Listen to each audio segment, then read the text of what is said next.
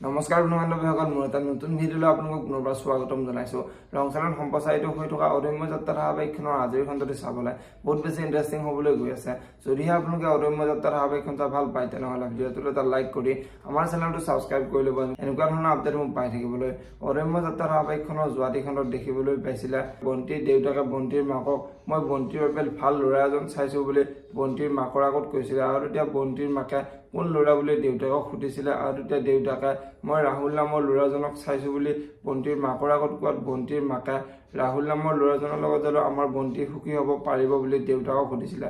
আৰু সেই সময়তে বন্তি আহি পাইছিল, আৰু বন্তিয়ে মই তাৰ লগত সুখী হ'ব পাৰিম বুলি মাকৰ আগত কোৱাত মাকে তই আকৌ নীলাজৰ দৰে আমাৰ কথাবোৰ কিয় শুনি আছ বুলি বন্তিৰ আগত কৈছিলে। আৰু বন্তিৰ মাকে বন্তিৰ দেউতাকক আমিহে ঠিক কৰিছোঁ, সেই ল'ৰাজনে যদিহে বেলেগ ছোৱালী চাই থৈছে তেতিয়া কি হ'ব বুলি দেউতাকক সুধিছিলে।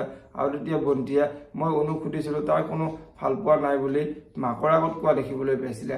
আৰু আজিৰ খণ্ডত দেখিবলৈ পাব বন্তিয়ে ৰাহুলৰ কথা চিন্তা কৰি বহি থাকিব, আৰু দেউতাক বন্তিৰ ওচৰলৈ আহি বন্তিটো এনেকৈ চিন্তা কৰি থাকিব নালাগে, মই ৰাহুলৰ লগত নিজে কথা পাতিম আৰু ৰাহুলৰ লগত তোৰ বিয়াৰ কথা ঠিক কৰিম বুলি বন্তিৰ আগত কোৱাত বন্তিৰ মনটো বহুত ভাল লগা দেখিবলৈ পাব। আনফালে আজিৰ খণ্ডত দুবৰি ঘৰলৈ আহি মাকৰ বেমাৰটোৰ কথা চিন্তা কৰি বহি থাকিব, আৰু তেতিয়া মিনতি দুবৰিৰ ওচৰলৈ আহি তই বাৰু এনেকৈ কি চিন্তা কৰি বহি আছ, আৰু ডক্টৰে মোৰ বেমাৰটোৰ কথা কি ক'লে বুলি দুবৰিক প্ৰশ্ন কৰিব। এতিয়া বাৰু দুবৰিয়ে মাকক সঁচা কথাবোৰ ক'বনে দেখিবলৈ পাব অদম্য যাত্ৰা ধাৰাবাহিকখনৰ আজিৰ খণ্ডটিত।